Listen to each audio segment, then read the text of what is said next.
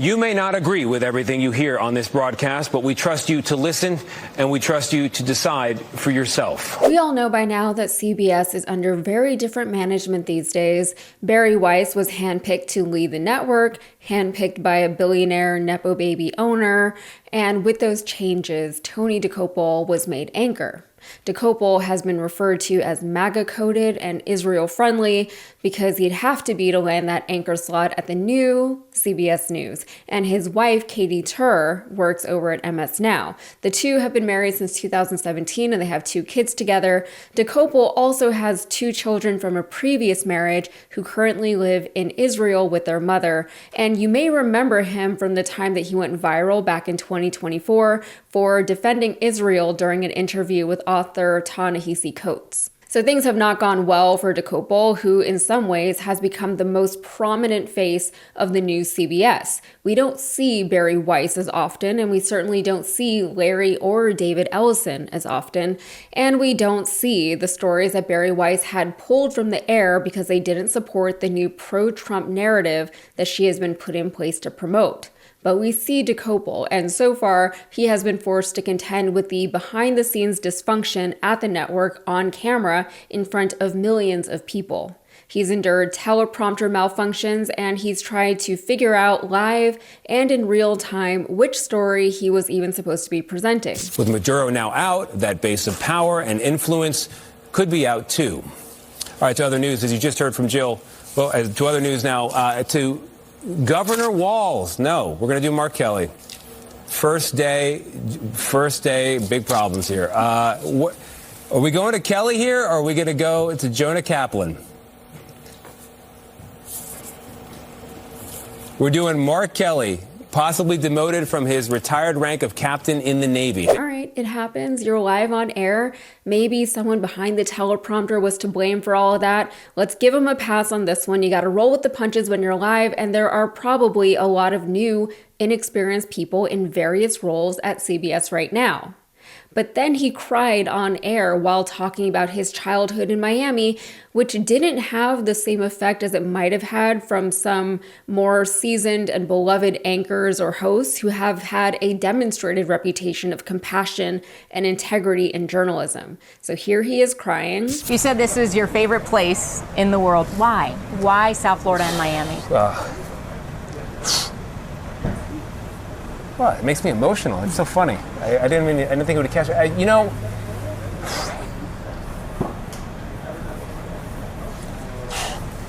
because you only have one childhood, right? So, let me get a second here. No, you're okay. I can relate. This is home.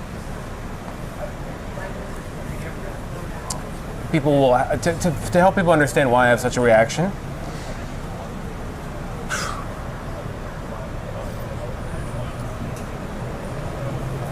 Florida is where I grew up.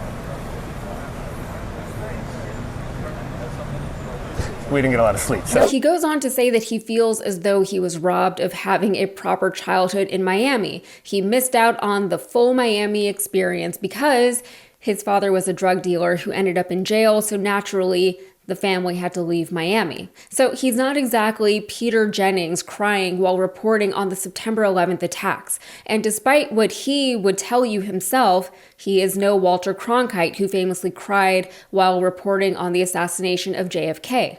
And yes, he did compare himself to Cronkite a few times. In an Instagram comment section, for example, Dokoupil responded to a critic saying, "I can promise you will be more accountable and more transparent than Cronkite or anyone else of his era." Walter Cronkite passed away in 2009, but he was and still is seen as a paragon of respected journalism, even earning a reputation for being the most trusted man in America.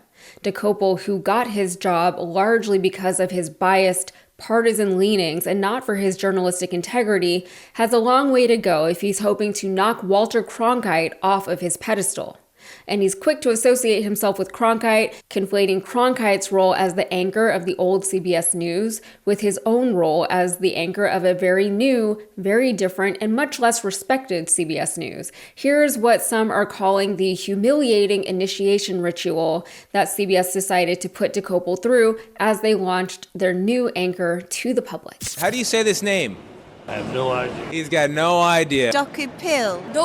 Dakupil. Not bad. You got the syllables right. Dokupil. Decopel, close. I'm Tony Decopel. I work for CBS. Are you running for office or something? No. I'm anchoring. I'm going to anchor the CBS Evening News. You know, the one with Walter Cronkite. I'm the new guy. I start January 5th. Good luck with that train. I wish I could help you. It's not my line. I think it's that way. Good luck. That went on for about a minute and a half, and it wasn't nearly as charming as they seemingly wanted it to be. Also, is Grand Central the place to be harassing traveling New Yorkers with some egocentric bit? Most of them seemed like they couldn't be bothered with the shenanigans, and I'm assuming CBS used the best bits that they could find in the final cut of the segment.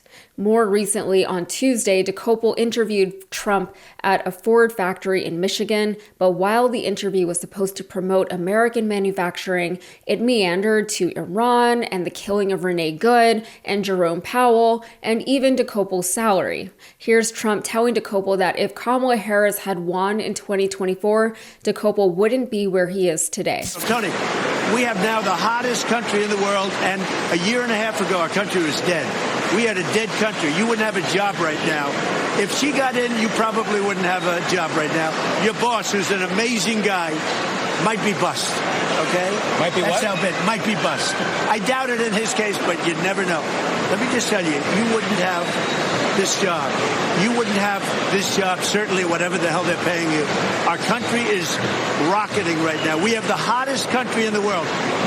If they got in, we would be Venezuela on steroids. Mr. President, thank you very much. For the record, I do think I'd have this job, even if the other guys won. Yeah, but at a lesser salary. Thank you very much. Thank you very much. Unfortunately, or maybe fortunately for Decopel, the most viral moment from Trump's time at the Ford factory came when Trump flipped off a factory worker who accused him of protecting pedophiles. And because I can't not mention this, the CBS piece was intended to convince the American people of Trump's positive impact on American manufacturing, but he hasn't had a positive impact on American manufacturing. This is from Reuters. U.S. manufacturing jobs in December continued an 8-month skid that began last spring after President Donald Trump rolled out aggressive import taxes that he pledged would lead to a resurgence of blue-collar jobs by reshuffling world trade to favor U.S. workers. But the blue-collar jobs boom hasn't materialized, adding to the soured sentiment about Trump's economic policies among households concerned about still rising prices and uncertainty about the labor market. Data released on Friday showed the unemployment rate fell slightly to 4.4% in December from 4.5% in November, though estimates of job creation in prior months were revised lower, presenting U.S. Federal Reserve officials with a mixed message of a jobless rate that remains low by historic standards, but hiring trends that seem weak and job growth that seems narrow. So if Decopel is trying to be the new most trusted man in America, he's got a very, very long way to go. And that's not even everything that has transpired since Decopel took over the anchor spot at CBS, but as of me recording this, he hasn't even been in the role for 2 weeks, and the ratings are tanking. Can he be blamed for the low ratings? Probably not entirely. Enough people know about what's happening over at CBS, and it's reasonable to assume that if people are listening to the news regularly, they like to stay fairly well informed. This could arguably be especially true for viewers of CBS News. CBS isn't known for being overtly partisan or inflammatory, such as, Fox News or MS Now or CNN. Those viewers of CBS, it can be reasonably assumed, wouldn't like the changes they're hearing about at the network, so they would be expected to tune out at least a little bit. Now, we don't have to assume anything because the ratings are in and they're not good. And speaking of Cronkite averaged 30 million nightly viewers during his time at CBS, spanning 3 decades. Decopel's viewership averages just over 4 million a night. And yes, the media landscape of today is very different from the 60s and even the 80s. And yeah, it's just his first week, but Decopel's viewership is also down compared to the first week of the previous anchors by about 1 million viewers. Furthermore, the ratings with viewers ages 25 to 54, which is a key demographic for advertisers, were down nearly 20% from Monday to Thursday of Decopel's first week. And good for them, CBS seems to have courted every bit of misfortune that they're currently enduring. But this is what you get when you deliberately and publicly tank a legacy. All right, that's it for me. If you got anything out of this, please like the video and subscribe to the channel for more. Thanks.